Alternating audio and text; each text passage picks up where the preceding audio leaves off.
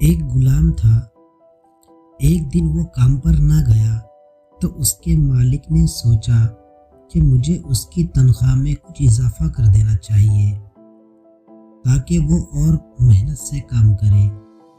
اور آئندہ غائب نہ ہو۔ ایک دن مالک نے اس کی تنخواہ سے زیادہ پیسے اسے دیے جو اس نے خاموشی سے رکھ لیے، لیکن کچھ دنوں بعد وہ دوبارہ غیر حاضر ہوا تو اس کے مالک نے غصے میں آ کر اس کی تنخواہ میں کیا گیا اضافہ ختم کر دیا اور اس کو پہلے والی تنخواہ ہی دی۔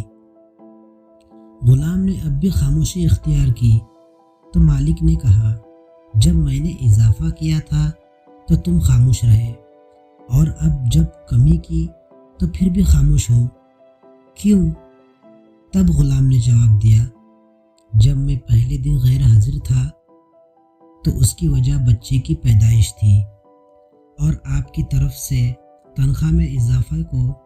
میں نے وہ رزق خیال کیا جو وہ اپنے ساتھ لے کر آیا،